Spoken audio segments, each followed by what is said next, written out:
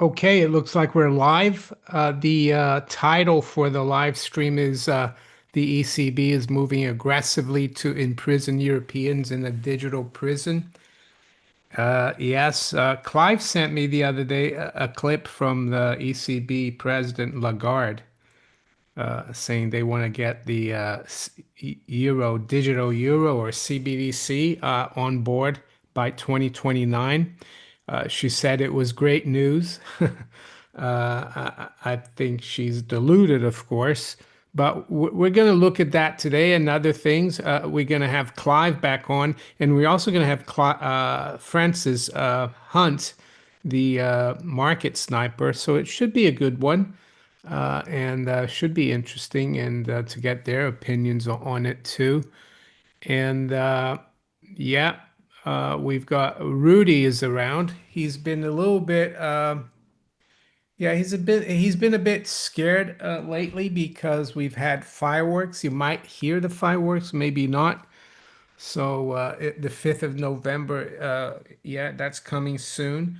But it seems like every year they start earlier and they keep going with the fireworks. Anyway, nice to see loads of you here. I'm gonna say hello to everyone as usual. Tib Senior's here, and Durarama. Hello, Mario Rudy from Quebec. Just AB Esquire. Darren Smith, hi Mario. Hope you have a great weekend.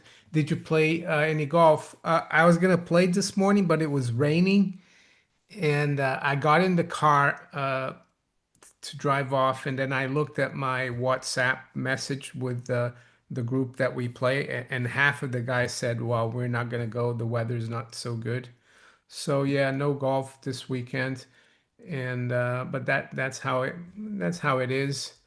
Um, we've got Mart D Dub says, "Good afternoon, Mario, Rudy, and friends from a sunny Alberta." Good. CWC won't approve shop improve shoplifting. Yeah, that's right. Even though I've been stacking for a long time, do I buy 1 ounce American Gold Eagle at 42.30? Well, that people are always complaining how expensive gold is and should I buy it? And a lot of times they don't do it. And I know you've been stacking for a long time. Um, it was the same at $400. It was the same at 1,000, at 2,000. It's going to be the same thing at 8,000. People are going to say, "Should I buy it?" And they're going to not do it.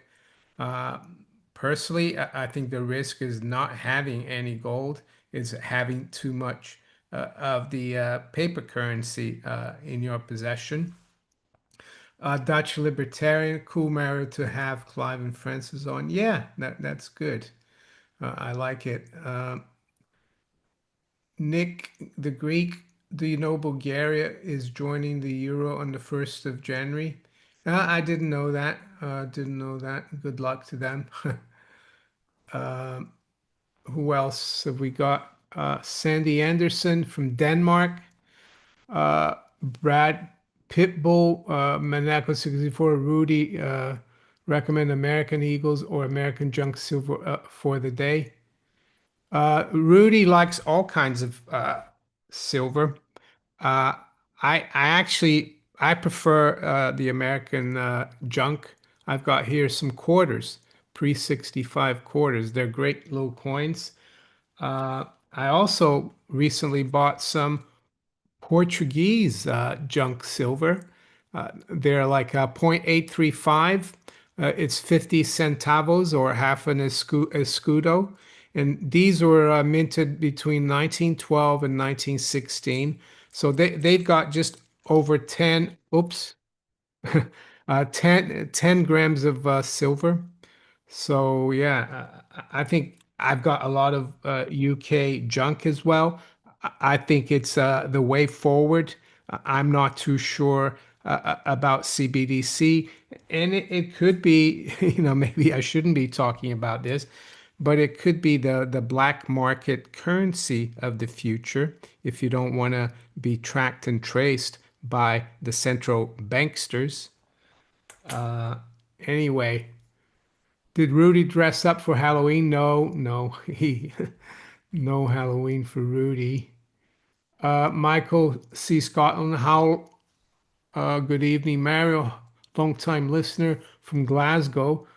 Thanks for your knowledge. I've managed to protect my savings. Well, I'm glad you did. That's what I'm trying to do here on this channel, and I like to thank all of you as well for your support. The more viewers I get, the more subscribers, the more really the channel earns, and the more I can focus and dedicate to the channel. I never thought when I started this channel, actually 10 years ago now in November 2015, that we'd be here. But things have changed a lot. A few years ago, someone asked me, "What are your plans for the channel?" And I said, "I don't have any plans. I just keep going, and things keep changing. I'm doing a lot more interviews these days. I didn't used to do as many, and yeah, it's all good. And who knows what's gonna happen? You just have to keep going." Brad Pitbull did, yeah, Rudy, no. Chris Conman, Hi Ho Silver says hello there. Who else is here? Beefy Farmer, hi Mario and Rudy from sunny St. Lucia. James H. Dutch Libertarian, 100% Mario. Your medals on hand will be great for barter. And to run, Mario, what's your take on the reverse repo spiking? Yeah, that's not good. It means the banks are in slight trouble, I think. We can talk about that. I saw that one person that said hello was from Denmark. I heard that a lot of the farmers they're having problems with their cows there because they were forced to uh, feed a bover, which is supposed to help the environment and stop cows from farting, which is ridiculous. Uh, and unfortunately, here in the UK as well, they're pushing Bovaer. A lot of the milk and the products have this thing called Arla, which is contaminated with this. We don't buy any of that milk. So I'm glad to see that Denmark is exposing this. Let's hope they keep going. Mohammed Yassin, hi Mara from London, banking crisis soon. It's possible. I mean, liquidity could be drying up according to Just Dario. I've interviewed him before. He says the government shutdown, is having a big impact on the US economy. Mr. BAU79, thank you for being a moderator. Says greetings, Mario and Rudy. WBJ 2000, hello from Norway. Great to watch you and Rudy. Thank you, and great to have you on from Norway. I've been hearing that the Norwegian Sovereign Wealth Fund has been buying gold. They've been selling a lot of their tech holdings and buying gold. It's from a good source as well.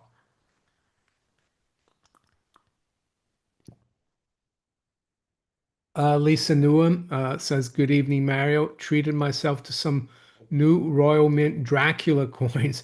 Very fitting for Charles on the reverse, don't you think? Yeah, apparently he's a descendant of Count Dracula.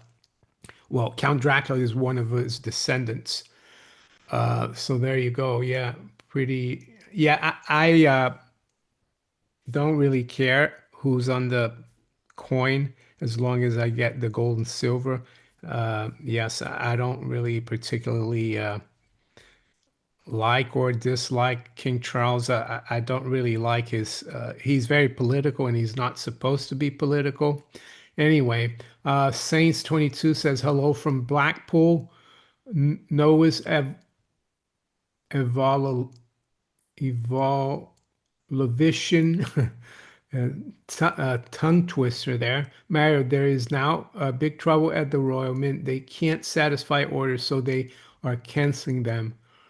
Yeah, I think it's much better to buy from the dealers because, yeah, Royal Mint sells them at a very good price to the dealers, but to the consumer, they really rip you off. The other thing I wouldn't do with the Royal Mint is their store it there or do their digi gold and digi silver. That's all rubbish. They want to stop you from buying the real thing, which is silly, really. Michael Kennedy, Mario, it's the end of the world as we know it. It's the end of the world as we know it. Yeah, it's the unmasking. It's apocalypse. It's not really well, actually, apocalypse is unmasking and bringing in a new world, right? It's nothing really bad. It's just a new thing. And what's been happening everywhere in the West, and especially what happened here in the UK yesterday with that all those stabbings, the stabbing on the train, that's just a symptom of the failure of the system. And the worse the debt situation, the fiscal situation gets, the more they're going to try to divide and conquer us, the more they're going to try to get us angry so we can react and so they can like really crack down on dissent. It's the same thing that happened. Hi, Clive. Good evening, Mario. Good evening, friends. Yeah, nice to have you back for the Sunday live stream. Well, great to be back, and I see you've got a lot of people online already. Yeah, yeah, people are keen. I told them that you and Francis were coming, so yeah, they've been waiting for you patiently. Oh, Clive, one thing I wanted to ask you to dispel this notion that China has a social credit score system is to ask you because you spent 2 weeks there. So, is there a social credit system in China? Um, well, definitely there is. I remember I was having a conversation with one chap, and it was a very in English, and it was a very good conversation. And I said to him, "You know what? I really hope that one day you're president of China." He said, "No, no, no, no, don't say that. We can't talk about that. We can't talk about that." So, but because So I heard politics is off the menu. But I heard from ex-Chinese central banker, I read a story that she said there was a pilot program in China a few years ago in the region or a city with the social credit and it failed. So I don't know, is that true or do they Well, really keep track of everything you do when you spend money there? I didn't discuss the social credit system, but I've read about it everywhere. But realistically speaking, everywhere you go, there's face recognition. And I encountered that myself. I was staying in my mother-in-law's apartment. So to get into the area, you have to have your face recognized. So I had to first of all register myself so that my face will be. So you don't put your fingerprint down, you don't put any code, you don't have a card. As you walk up to the gates will open because they recognize your face. And then when you get to the building, the building door will open because it recognizes your face. When you get in the lift, the correct floor number will be lit up. You can't press another button.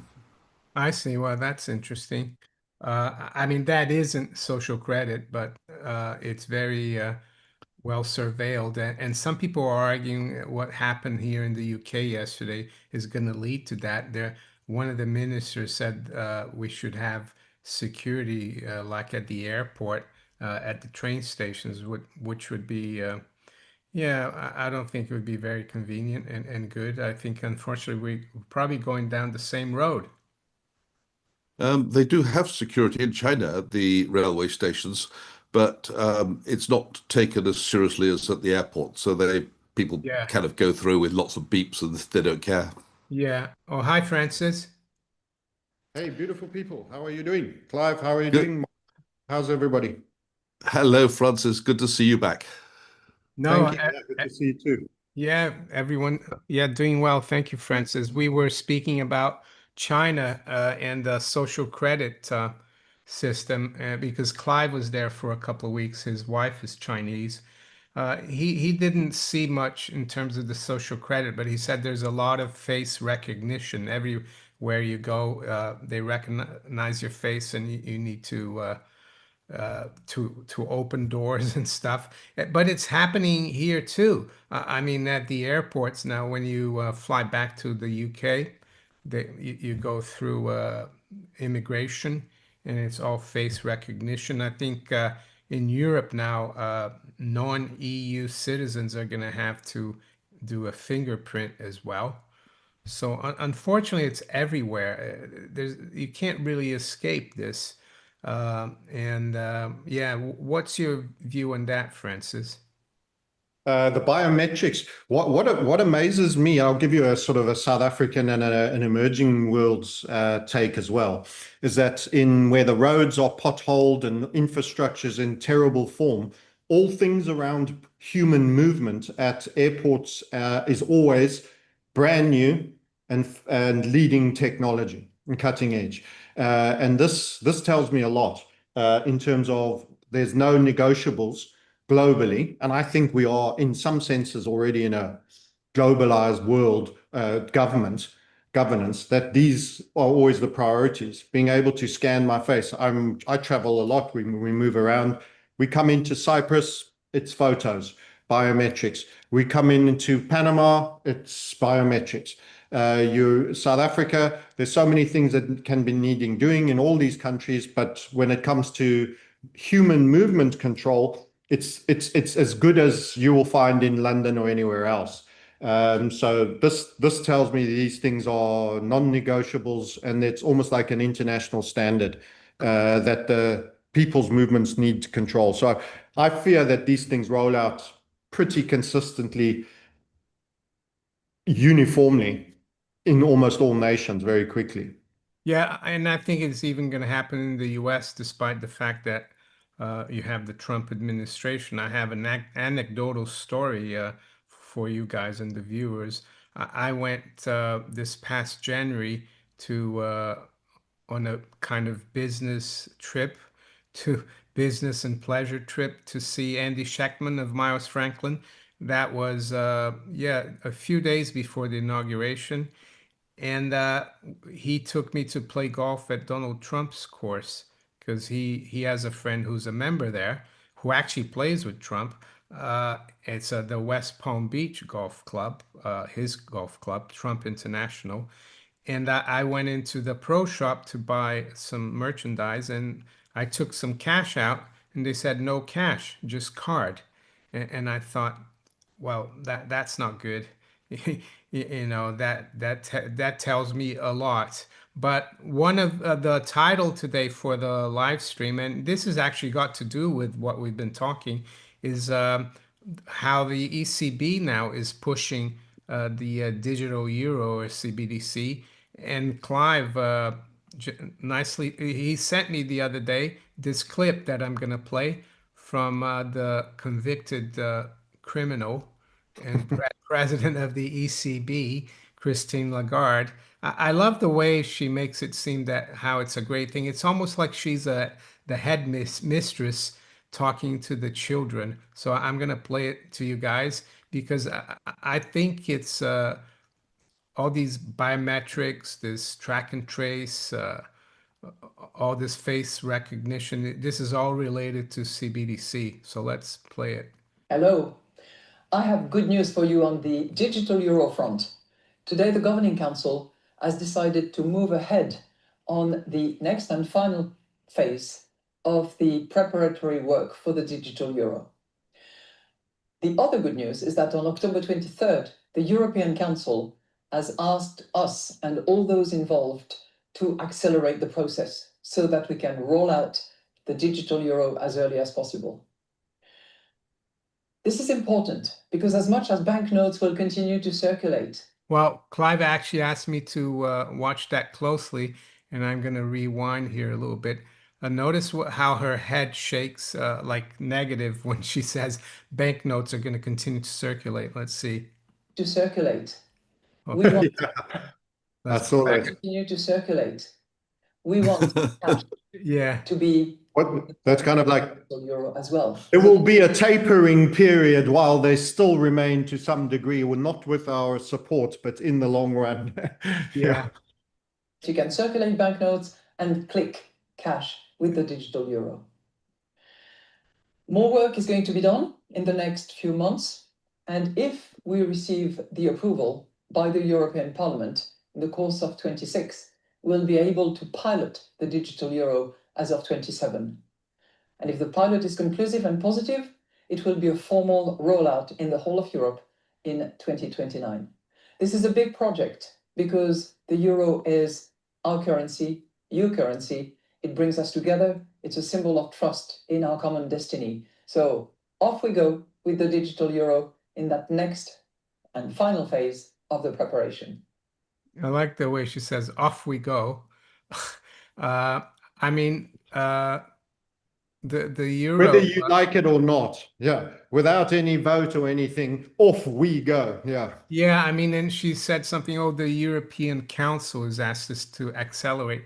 Who are the European Council? Are they elected? Did they, and not even the European Parliament is really elected. So there's no, well, maybe they should do a referendum, Clive. Do you think they could do a referendum like they do in Switzerland? I don't think the government would take any notice of it if they did one. Yeah. So sadly, it's not going to have any effect. I think whether we like it or not, I think it's going to come. All we can do is continue to use cash to try and keep it alive. But I've had my personal experience in China. Many businesses, almost all of them, don't take cash. You can use cash at the airport, but once you get beyond the airport, using cash is very difficult. And if you're a tourist, it's even harder because the only way to pay in general is by something called WeChat, or they call it Weixin, but WeChat is the only way to pay, and you can't put money onto your WeChat card with a foreign credit card or a foreign bank account. If you want to load a WeChat card, the only way to do it is with a Chinese bank account, or to find a Chinese friend or a relative who will give you some money to put on your to spend, because otherwise you're completely stuck. There is another way called Alipay, which can use a foreign credit card, but most businesses don't take Alipay. Yeah, there's a super chat here from uh Shrek, I guess. Thank you. Says, of course it is. The world abandoned capitalism over a century ago. The world is practicing oligarchic corporatism. And as the propaganda fails, governments will switch to force. Well, I agree with that. I guess you're talking about the creation of the Federal Reserve. What do you think about that comment, Francis? I think the speaker is right. The questioner is 100% right. It's a lurch into totalitarianism. The Rockefeller lockstep document details this quite clearly, that things will be moved aggressively. I think the power and all the levers of power have been captured, which is one of the reasons why I mentioned these things seem universal, regardless which country you're in. Everybody is still sitting in a nation stated type model, or even an economic bloc type model if you're in Europe. There is far larger degree of governance that permeates through everything, and all countries. So I think his statement is accurate. I want to just ask one other thing, Mario. You shared with me a very interesting Swiss article. I'm not sure if you made that available to Clive as our representative in Switzerland, regarding the whole Cayman Island hedge funds, how hedge funds have become. So I don't want to waylay you, but I would love to see you refer to that. I missed the fact that we'd already started, but I wanted to mention to you that would be a very interesting chat Yeah. point. I don't think I mentioned it to Clive. I think I've got it here. I sent it I, to I, you. I think I read that article, Francis. Was it an article you authored by any chance? I substacked on this because I'm not the originating force on any of this. That's somebody independent. That's a newspaper. I clearly know I have no Yeah. control. So this is the Neue Zürcher Zeitung, the New Zurich. I substacked on this, and Yeah. I've YouTubed a lot on this. And to me, Yeah. this is such a smoking gun about, I mean, at the end of the day, we have differences, but we have core similarities. Gold is money, is how I'd say that. And the end of the dollar debt system is the turbocharging of the gold price. and that we are in the Hemingway convexity period where it was been slowly and we're getting real quick. And the recent gold moves have highlighted that. But this illustrates the degree to which the treasury market is being sustained by hyper leveraged hedge funds that are borrowing on a 24-hour recurring basis in the repo markets, which is compromising even the money markets for counterparty risk to sustain a bid. And the big arguments that you get from the China fatalists and the American Pan-Americano forever maximalists, I would say, is that another firm auction for American debt, plenty of bid to cover, and all of this narrative, all these people from foreign markets. And here you have this tiny speck of an island that is a fraction of Jamaica, a fraction of, even Haiti and Cuba, that has got, and I do the maths on that, its GDP is 7.1 billion on 2023 numbers, and it has 1.8 trillion in treasuries. Now, I make it simpler just by explaining it's like you're having 250,000 pounds of income. Let's say Mario's earning 250K a year and having a 68 million pound mortgage, a bond portfolio. Sorry.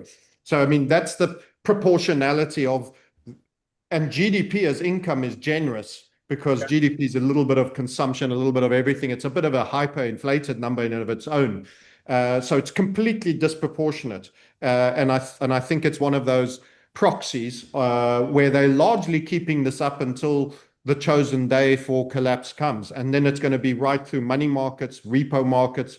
It'd be so central to the plumbing that it will force Fed bailouts if the Fed has the means. I don't know if they can this time. I think this will be the reset to end all resets.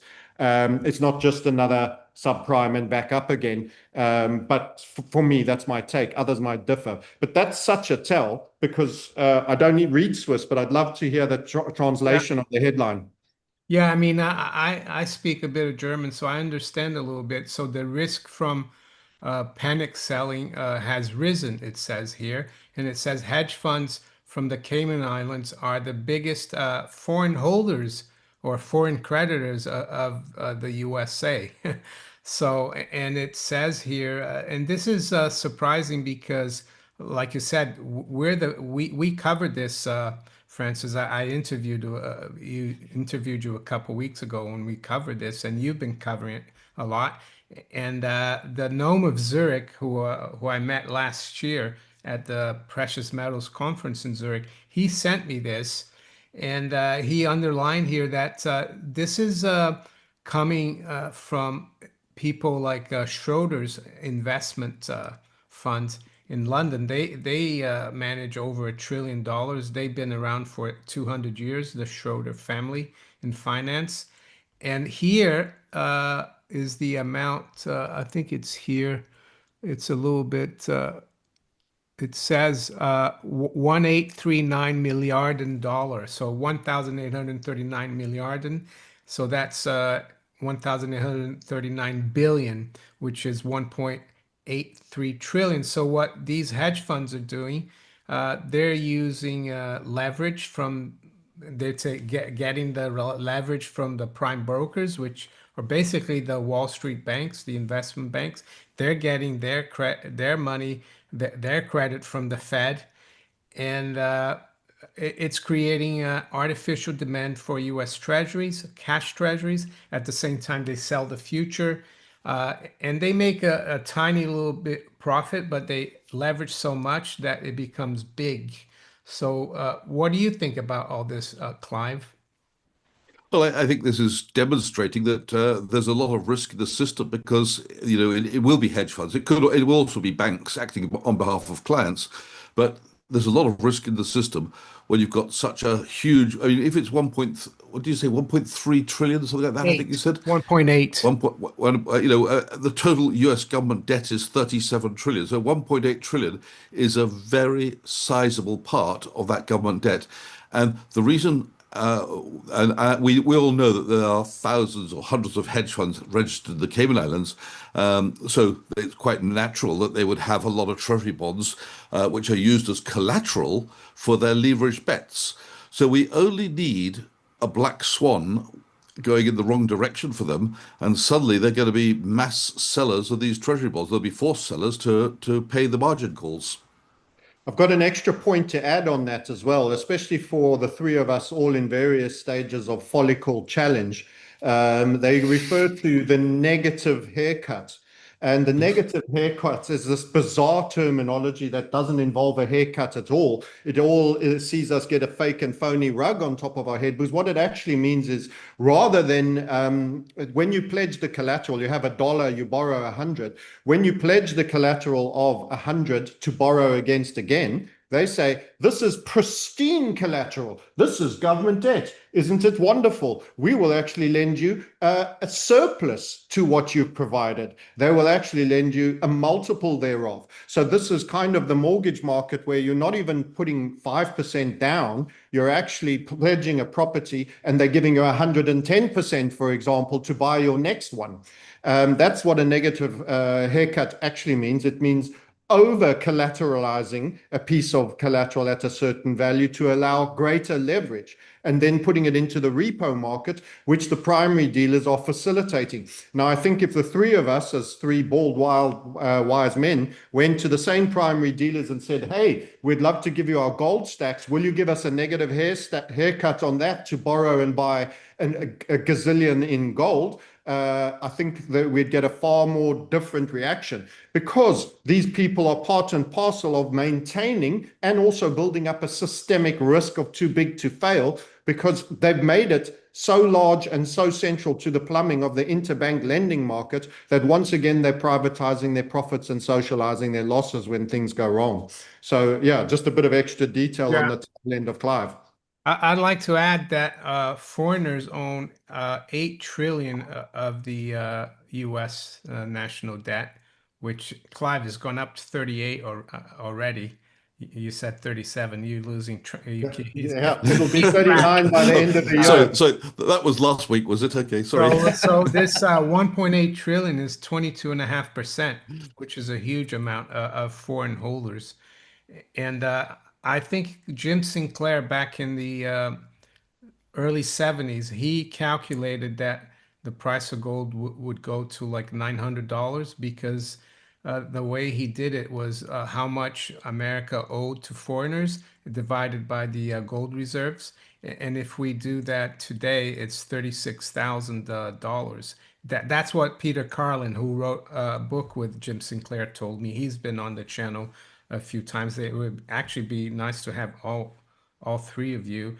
One thing I wanted to talk about is also climate change, because Bill Gates, I don't know if you heard, he's kind of backtracking about climate change. I think maybe Trump had a word with him. He was at the White House some weeks ago or a month ago, and he's actually saying, "Oh, we need to make sure that the welfare of the people comes first." So he's changed from saving the planet and forgetting about people to saying, "Oh, maybe it's not that bad."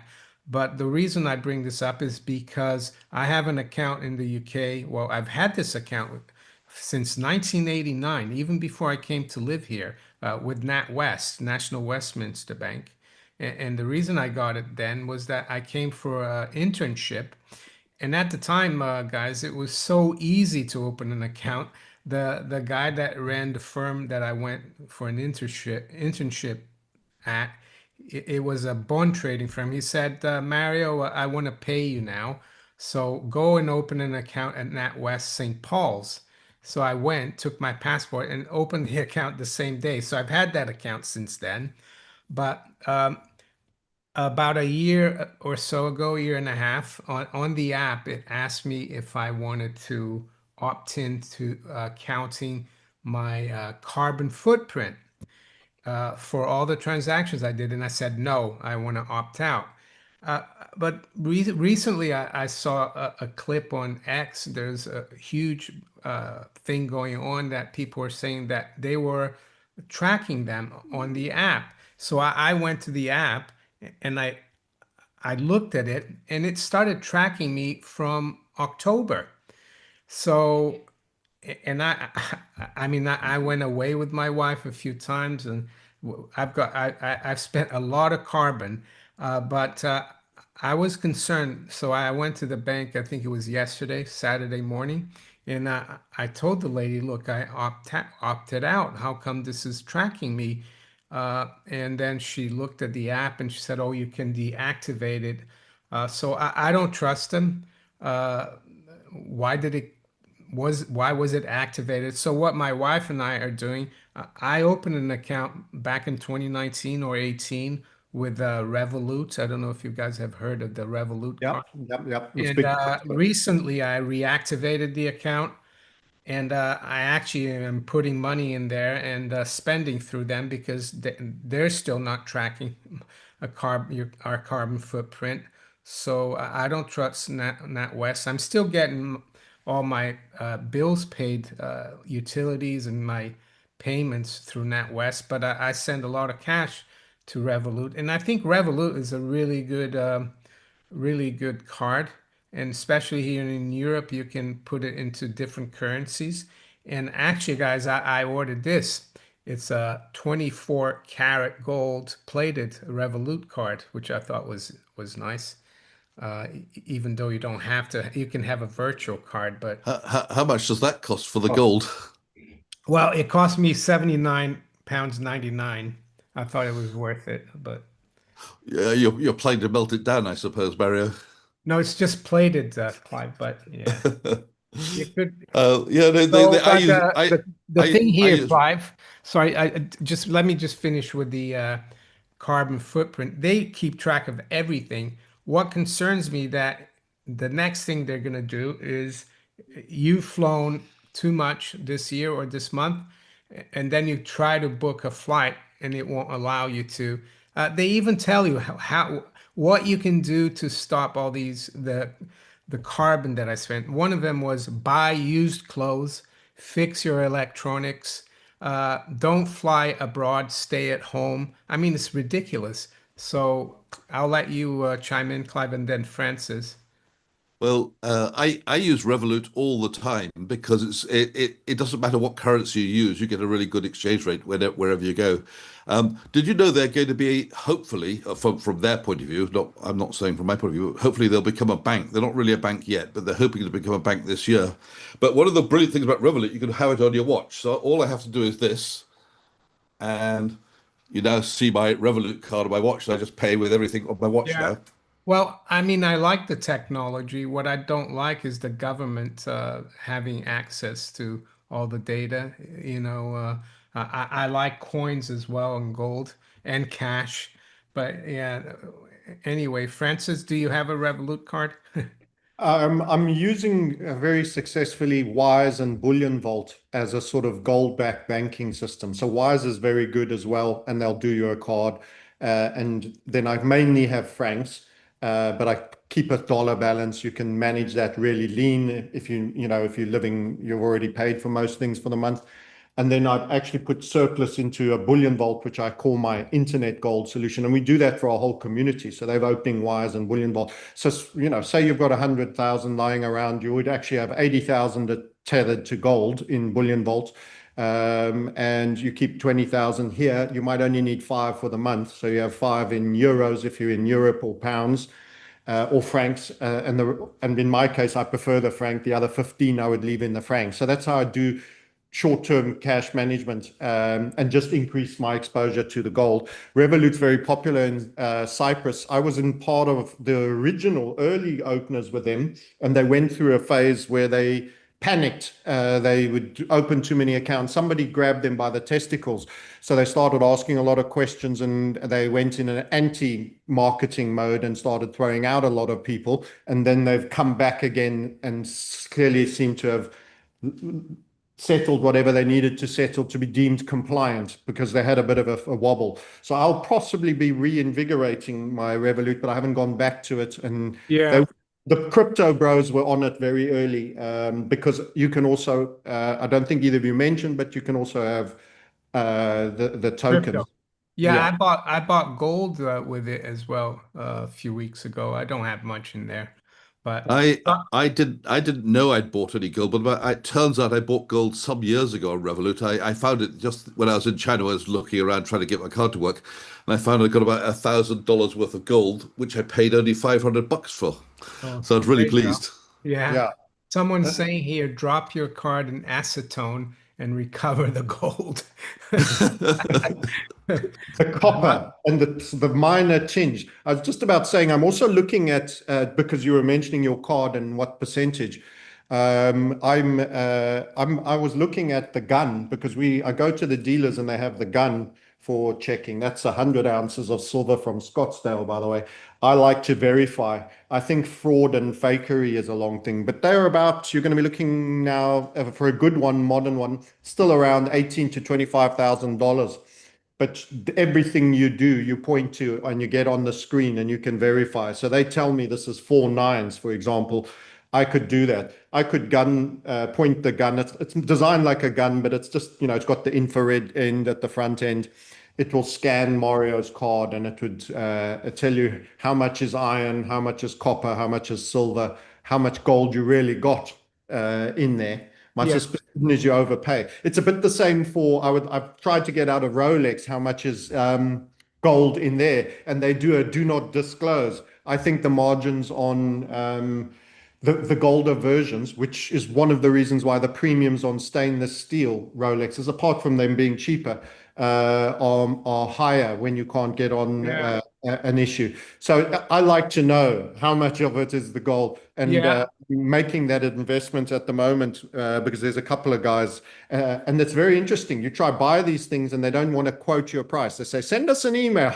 So I'm trying to find somebody who sounds a little bit less shifty about selling us these guns for testing, because I'm going to run right through all my stacking and I want to personally verify it, even though I've had it done by certain dealers where I've bought in different places of the world where they've had them. I think it's good to have one yourself.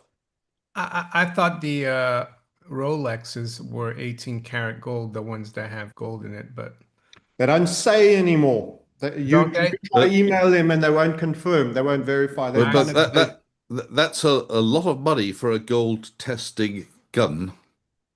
Did you it say is. it's Well, $16,000 or something?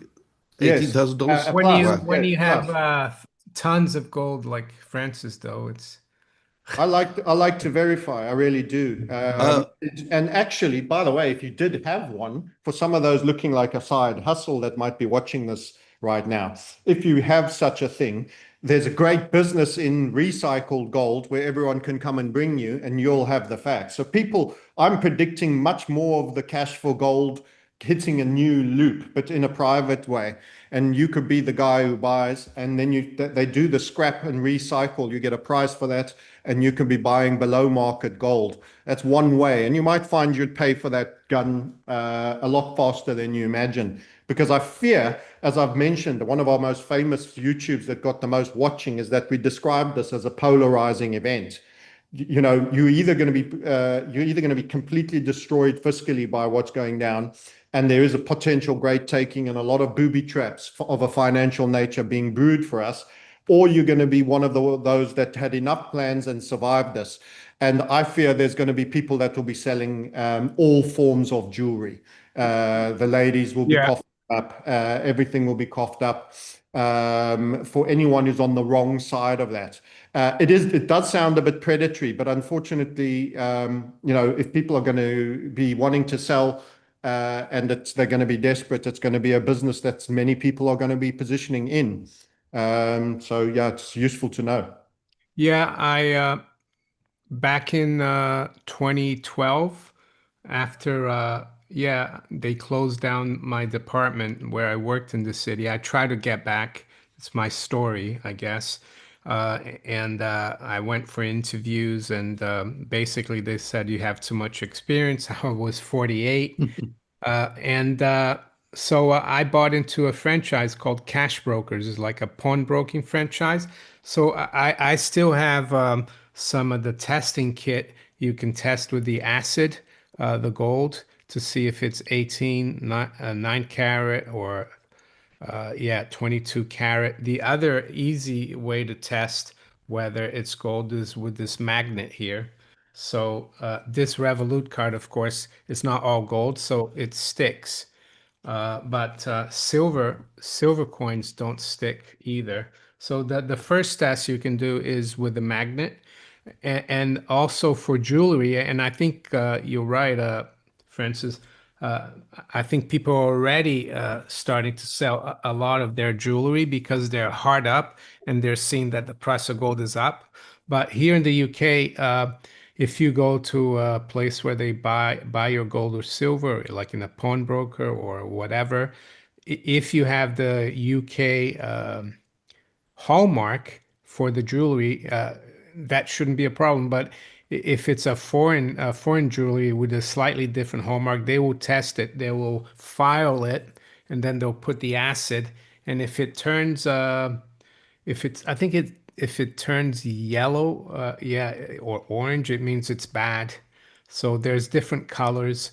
So yeah, and the other thing I recommend people who are looking to maybe sell some jewelry they don't use anymore to get the cash. You can get the cash and maybe buy a gold coin with it, is to make sure you shop around because some of jewelers or pawnbrokers, they'll give you a really crappy price. They'll give you like 50% of the value. They should give you really 90%. I would say that would be reasonable. But anyway, did you guys see this from Ray Dalio? He's saying that gold is the safest money. I think this is quite significant because up until a few years ago, I never heard Ray Dalio speak about gold. So I'll let Clive chime into this first, and then Francis. You know, gold has held its value through revolutions, civil war, famines, civil unrest, everything under the sun. Kingdoms have come and gone, but those who've held their gold have always been able to buy something. It's never defaulted on anybody. You don't need anybody's permission. You don't need to go to the bank and say, "May I have my money back, please?" So the gold is and always has been the perpetual money. Obviously, these days it's not used in day-to-day transactions. I mean, nobody would be daft enough to buy a cup of coffee with a bar of gold. That makes no sense because gold is too valuable for that. When you've got if you can use paper, worthless money, you're going to use the worthless money. You're not going to use the valuable stuff. But if we get into a situation where the paper's not trusted anymore, gold will still be there as it always has been since the beginning of time, with the ability to buy something. It's the thing which will get you to the other side. So Ray Dalio is absolutely right. You know, it is the true ultimate form of money, which has been around for certainly many, many thousands of years, and will buy somebody something for buy you today what it could have bought 1,000 years ago. The old story is a Roman's tunic cost an ounce of gold, and you can get a nice fancy suit from Savile Row today for an ounce of gold. Probably get about five suits these days, but Oh, no, just one, Clive. I think it's maybe I don't I don't I've never been one of those. Maybe Mary, you bought your suits no, in I didn't. Savile Row. I didn't. No, but I think Savile is more expensive. Maybe it's getting there. It's 3,000 pounds, but I remember I bought a suit in the mid '90s because I started working at GNI, this futures broker, and I was working with an Italian guy. I was hired to work with him. His name was Luigi, so it's Luigi and Mario. And he had a really nice tailored suit, and he said, "Oh yes, it's you can go there, and it was just by the office at St. Swithin's Lane, which is where actually the Rothschild headquarters is." And I remember I paid 300 pounds for a tailored suit. Now I think I went there in 2019, and I ordered it was 1,300. So I would say it's probably a lot more now. Uh, uh, Francis, I, before we go to you, I just have a couple of super chats here. Can you put the article up again just so I can scan it while you answer your super chats, Mario? Yeah, hold on. Where is it? I was just going to say, Mario, you must be rolling in it, going to buy these expensive suits. I was a cheapskate. I bought mine from a Hong Kong tailor. Yeah, well, I think there was a guy that used to come, like in one of the places I worked, is a guy he used to come from Hong Kong. Yep, every yep. year and measure people up in the office, and then they would ship the suit. Have you got it? You're showing the Swiss article. If you can just show Ray Dalio's, Oh, sorry, it's the Ray Dalio. Sorry about that. that's okay. Uh, let's see. I sent you the Swiss anyway. Where's the Ray Dalio? Did I get rid of it? I have to get it again. No worries. Look, I got the headline. I didn't Yeah, read it's on can't LinkedIn. Are read you it. on LinkedIn? Not right now. Yeah. No. Generally, I get the impression Ray Dalio has having lived a very good life off Wall Street, has come pretty clean on a lot of things. I Yeah. don't see too much on the misinformation or the diversion. I've considered him almost a refreshingly honest broker now in his second life as kiss and tell almost for all that goes down and what is wrong with the world. And his study on empires, with his means and his resources, he's obviously put a very good research team. And I would say it's broadly pretty solid. He doesn't get into any of the weeds of, conspiratorial elements, but just in terms of hard financial reveals, he's pretty accurate. So he's 100% right to do that. He won't be being loved for saying it. So gold is the safest money. Recently, a lot of people asked me, but I also wanted to share the most important thing I think about in gold in a nutshell, which is the purpose of this article. It seems to me indisputably true that gold is money, and it is the money that is at least risk of being devalued and or confiscated. So thousands of years is the history. So here's my biggest frustration that I find that comes out of this article is that you get a lot of people that are treating gold, they have it completely incorrectly framed. They see the fiat debt reality as being the norm and the basis for valuation. And my big argument is that all accounting measures have been debased so far for currencies no longer to be a serious measure as basis of account. And that in actual fact, gold is the basis of account. Gold ounces is the basis of account. Your wealth is determined in gold ounces, and everything is rebasing to gold. And actually, gold is not the bubble. The fiat and debt system proliferation is the bubble. And I'm amazed by the amount of people that want to come out and say gold's a bubble, but are nowhere and haven't been saying 39 trillion by the end of this year isn't the bubble. And we always go and remind people of the scale of a trillion. 12 and a half days to count to a million, one number a second, no sleep, no eat, no anything. 32 years to count to a billion, 32,000 years that if I committed your genealogy and line would go through probably 45, 50 generations that would do nothing but count numbers to get to 1 trillion.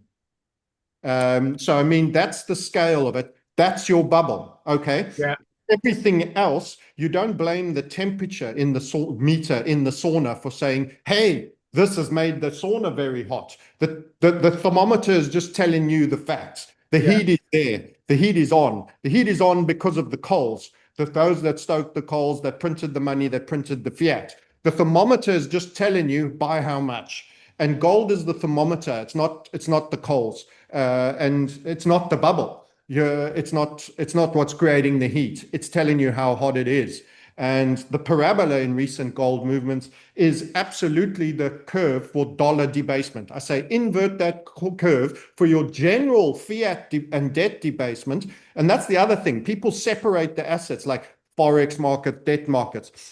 Debt and fiat is virtually the same thing. One is your currency money of today, and the other is postponed currency money with a rental payment. That's all it is. It's all fiat, really. It's delayed fiat. That's it. And if you truly understand and you get that that's the bubble, you realize that gold is just telling you the truth. That's all it does. It stands it tells you the time, the correct time. And if it's 2 minutes to midnight, it says 2 minutes to midnight, buddy. Yeah, and so there's some super chats here that have been waiting. PSA, thank you. Says gold. What's the gold gun called? Where can you get it? Francis? It had these very technical serial number names, and I started 3 different chats. You have to Google it. You'll recognize it when you see it. It has a handle. It has a very good screen. It gives all the metals because I'm also interested in platinum. And it is expensive. You will be Yeah. looking in the late teens into early 20s for the latest and greatest ones, but it is irrefutable. And the only place where it wouldn't be 100% utilizable is if you had extremely thick bars where X-rays need to be done, Yeah. because it can read us to a certain depth, but you get Okay. that. Most things will fall within it, and it reads it out, and it tells you every aspect, iron, Fe, as per the periodic table. That's why I liked it, because there's a lot of tests. There's ping tests, there's sound, there's everything, but these are all a little bit, layman at the level. That is 100% science, and I've seen it at work, and I said, "Now I got to have one of those." So sorry, I don't have the name, but Yeah. I'll tweet it out. I'll refine some of my communication. If you're following the Market Sniper on X, I'll put a name out for you. That's not an endorsement. I haven't made the purchase yet. It's something I'm investigating. So, Chris Conman, thank you for your super chat. His question is it possible that the US won't see two consecutive quarters of negative GDP due to overspending by the government, aka recession? Are there other metrics that could be used that would state otherwise that we are? Thanks. Well, I think it was back in 2022 or 2023, there were two consecutive quarters of negative growth, and they said, "Oh, it's not a recession because the jobs market or labor market is doing so well." And then we found out that the job numbers for those two quarters were revised a year later, much lower. And yes, the government spending is added on to GDP, which is ridiculous. So I think they'll do everything to lie about the state of the economy. But I think Besant actually did an interview and he said that parts of the U.S. economy are in a recession anyway. And I think Jay Powell at his press conference last week, he said basically he said the bottom 50% of Americans are suffering. So he admitted that there's huge wealth inequality in the States, but no one asked him if he thought that was because of the Fed printing a lot of money, of course. He says those things, guys, Francis and Clive, as if it's something that happens out of the blue, not because they're printing so much money. There's another super chat. Thank you, SK KE2EP. Ray Dalio is one of the oligarch Wall Street welfare queens puts us that put us here. Uh, well, yeah, maybe so. I mean, he took advantage of the system and did really well. But I agree with Francis. He seems genuine with what he's trying to tell the public. Maybe he realizes, maybe he's trying to give some knowledge back of the system. Someone's got a quote here from Ray Dalio. It says, "I'm worried about something worse than a recession. We have something that is much more profound. We have a breaking down of the monetary order." Well, I agree with him on that. Yeah, that's why I say he speaks mostly truth. Yeah. Now it might be some form of confessional or payback for benefiting out of that system, but he speaks mostly truth. Yeah, Well, Druckenmiller, who was another successful hedge fund manager, he said that all the money printing has helped him, but it's really hurting the United States or the general public. The other thing I wanted to say is that to me, it seems like our leaders, especially here in the UK, are so incompetent and the system is breaking down so badly that all the talk of the budget, taxation, and even in countries like Italy where they've been like opening up to the wealthy to go there by giving them tax breaks. I don't even trust that because they could have a new government and everything changes. So what I'm trying to say is that we are in a period where there's no stability in the rule of law and in property rights that I think having physical gold and silver is one of the best ways to protect your assets. Yes, we can participate in the financial markets in the miners and stuff, but I would keep that as a pretty small proportion of my assets. I see that Francis wanted to say something. Yes. So the big thing that happened this week, by the way, I haven't seen any of us mention this. This was, of course, the rate cut.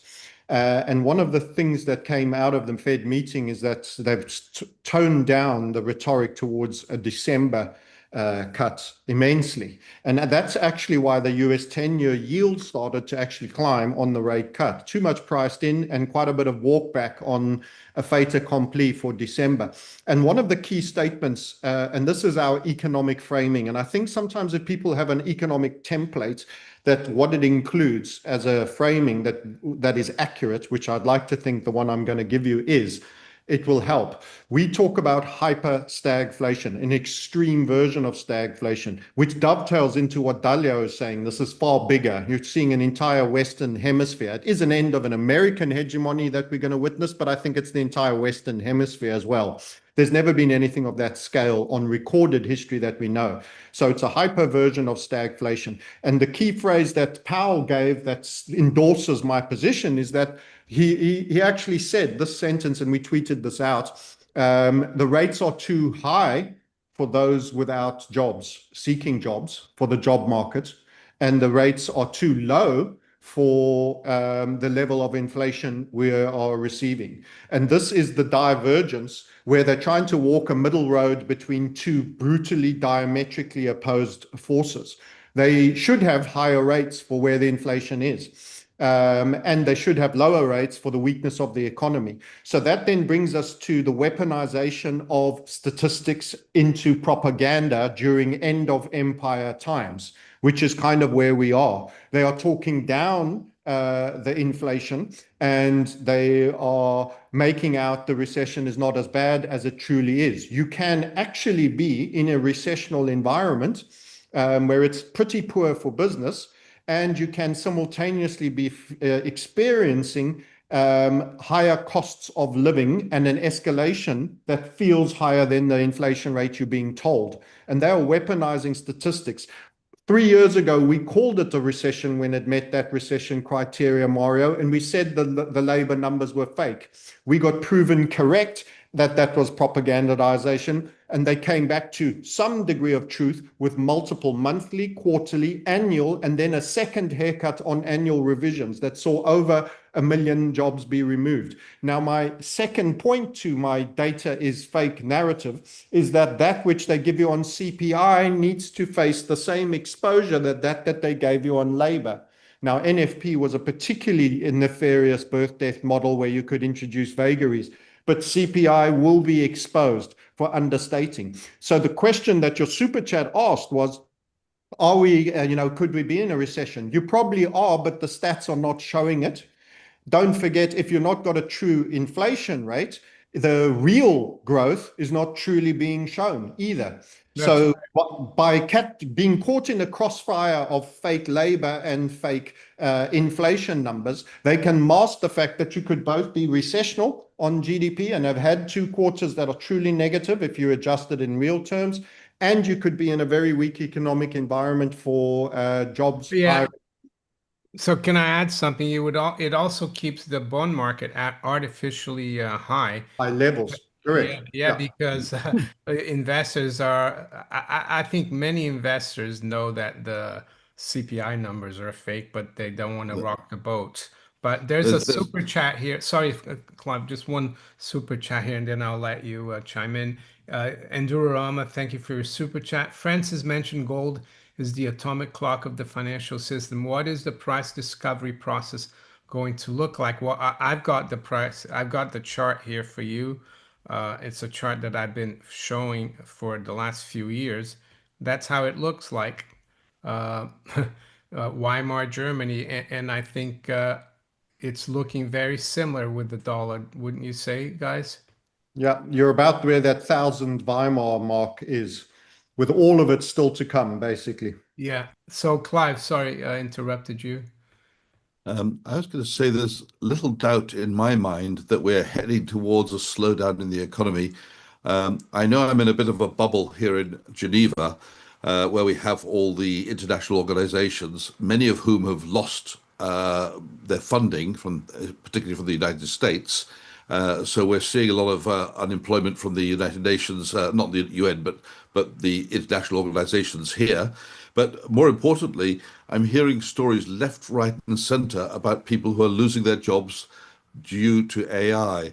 I was just walking home with a friend of mine the other day. He works for one of the largest companies in the world. It's over $300 billion market cap, over 100,000 employees. And he said they are quietly but surely getting rid of 15% of their workforce, and it's because of AI, but they're not announcing it publicly as such. This firing is in progress, but it's softly, softly, gently, gently. Let's not make any announcements, but they will go down by 15% of the over 100,000 employees. And then had a friend the other day who lost her job as a translator in a firm because the firm is now saying we don't need translators anymore. We've got AI to do all this. Yeah, there's another interesting, Clive, and I saw recently, like Amazon and a lot of firms are firing like 35,000 people. It's all beginning. Um, there's another super chat here. Thank you, SK. Mario, how do Ray Dalio's boots taste? That answer was beneath you. Ray Dalio is just selling a course. Shame on you. All right.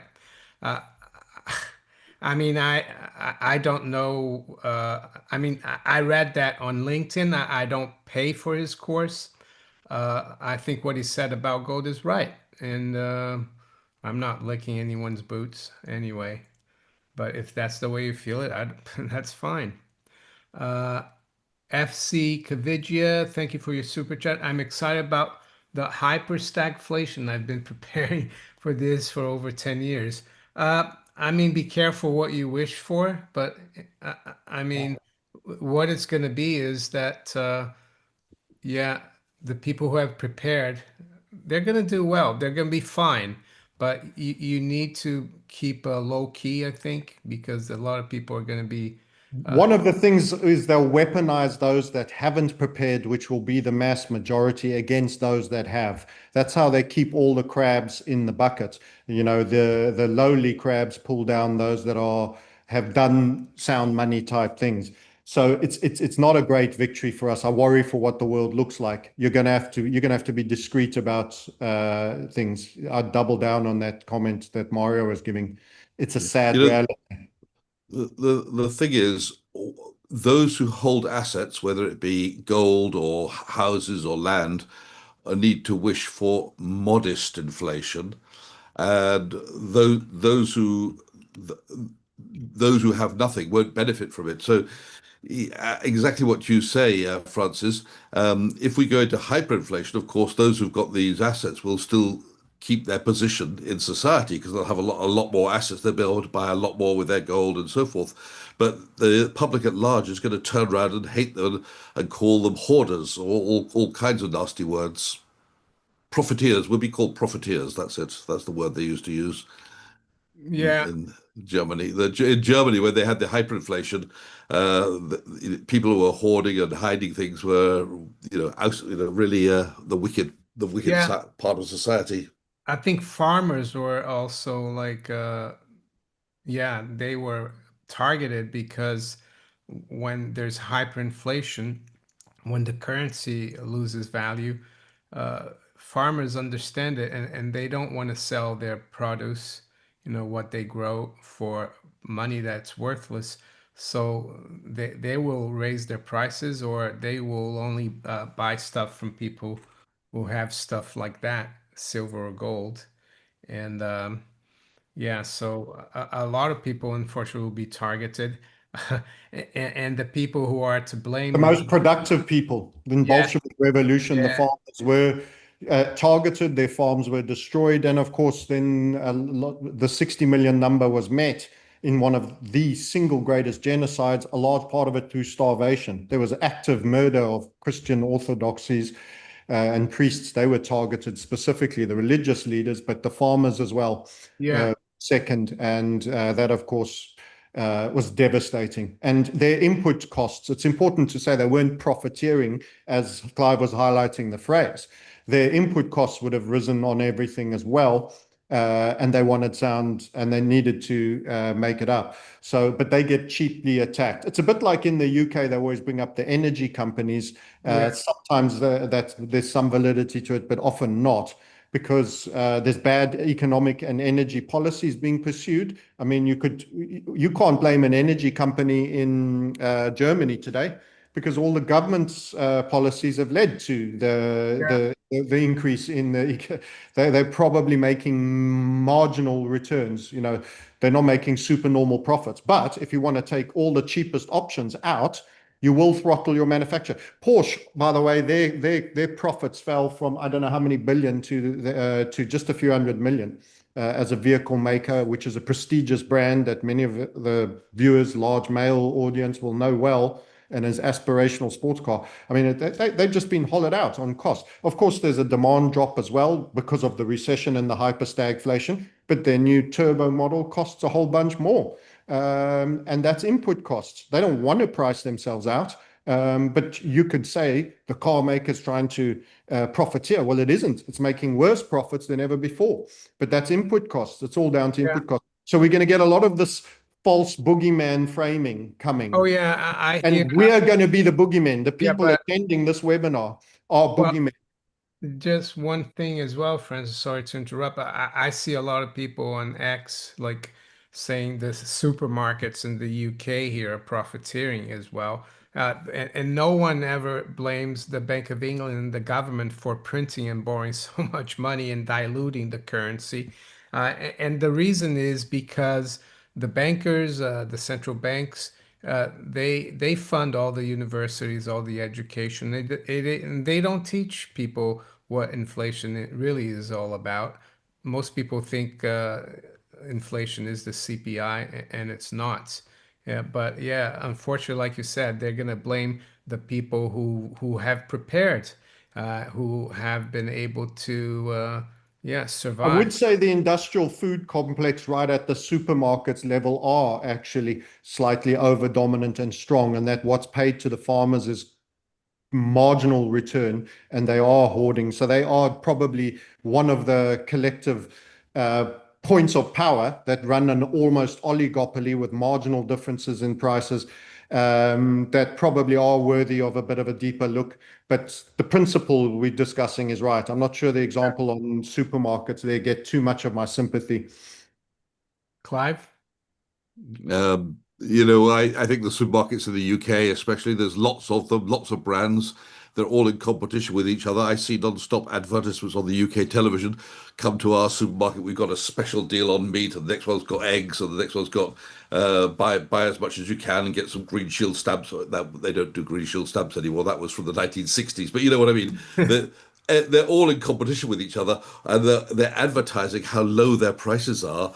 So if one of them is overcharging, and I know there are some prestige names like I won't say that. I think Safeway is it. I don't know. Maybe I got it wrong. But some prestige names in the UK who charge more. But broadly speaking, the man in the street is going to go where it's cheapest. That's Yeah, it. And if Waitrose, they Marks wait, Spencer. yeah, wait. So unless they've got something, unless their prices are as cheap as they can get them, they'll lose business. Or the Harrods Food Hall. I guess that's a Ah, yes. expensive Well, place. there you have to do that just for the experience and just to Yeah, see the beautiful food laid out. yeah, yeah. All right. Just want to get final thoughts because we're at the top of the hour. Francis, where do you see gold, let's say, or the fiat currencies versus gold until the end of the year, by the end of the year? Do you think this correction is gonna take as long as the one from April to August did? First answer, no. It was more violent in its rejection, which is more corrective typically. It's important to mention the April one, we made our targets of 293,000, and then the basis trade that we just referred to in Switzerland about that the Switzerland article came up had a bit of an unravel, and that was when Donald Trump said, "I wasn't worried about the bond market," which tells you that somebody told him he should be worried about the bond market. You got a $500 spurt from 3,000 or a 600 if you're from 2.9. And that was suddenly a bit too much. And then there was a quickly sort this basis trade story. And by the way, the Bank of International Settlements it spoke of this and talked about a crowded trade and everything as per April of this year. And the Fed was forced to disclose that the Cayman Island has 4 times more. So there was quite a bit of unique criteria that gave that final surge in price to 3.5 that then saw you have to shake it out, a little bit of a hangover, and consolidate for quite an extended period. This has been more fast and violent. I think there's still a possibility. I'm not sure we've got time for chart share, and I don't want to do long form with Clive also to answer. I think there's still time for another sell-off, but they've lost the worst momentum, I think, is done. And I think it's all just great buying opportunities. And the other thing is miners aren't being priced properly. I'll talk about Hecla on a forward PE of 2, one of the lowest, as being crazy deal. I'm loading up on calls on that. And the final thought, if this is our final thought moment, is that there is a little bit of stirring on the dollar for upside against the yen, and for us also against the Korean won. So with another, that allows for another easing in the gold price maybe. We've got a 172 target on the yen. The yen has got to needs to, as a wholesale funding for the Casino America conveyor belt, it kind of needs to stay weaker. The new lady came in, is going to be dovish on rates. So that points to yen continual battery. So there will be a little bit of dollar firmness, I think, for a spell against those currencies, the dollar and possibly the Korean won, for us for the next week. Overall, on the big time frame, there's absolutely nothing that's changed, and every pullback should be exploited if you're on an unleveraged, non-trading basis to accumulate both gold, silver, and platinum for me. And certain miners are ridiculously cheap if you can secure the certificates. So that would be my Sorry, yeah, Hecla. They're in a silver miner, aren't they? correct. So there, I'll have a look at that. Clive, Well, first of all, Francis is completely right about the miners. Many of them are being priced based on a gold price of a year ago, i.e., 2,500 through to 3,200. So the valuations are not reflecting the current gold price. In terms of where the gold price goes, I think we probably have a bit of a sideways movement until around Christmas. But next year, across the board, I think financial institutions will be putting gold in particular into their asset allocation tables because they can't afford not to, because mathematically their maths will tell them that adding gold reduces volatility and improves return. So that means it will be going into the asset allocation tables of many institutions as of next year. And that means as we get into the end of the year, there will be buyers preparing for that ahead of time. So I think those who want to buy gold, it's an opportunity now to pick up the gold. We're in a period of calm. It's not going to go anywhere I don't think it will go anywhere for a few weeks, but you don't want to really leave it until Christmas, I think, if you're a yeah, buyer. And on Clive's very good point there about the portfolio new models, you could also see the miners getting some respect on the basis that if were this anyway sustainable at these levels, never mind going higher, they represent good value as well. yeah. I will just answer some questions as my final thought because there's some up here. Carol Holmes, do you? This is for all three of us.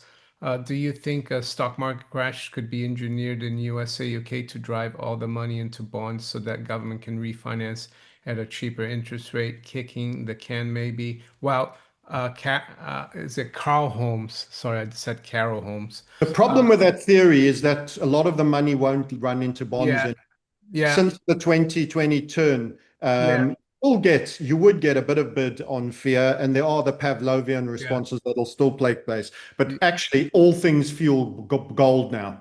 Any yeah. outlier events fuel gold. Yeah. I mean, yeah, I agree.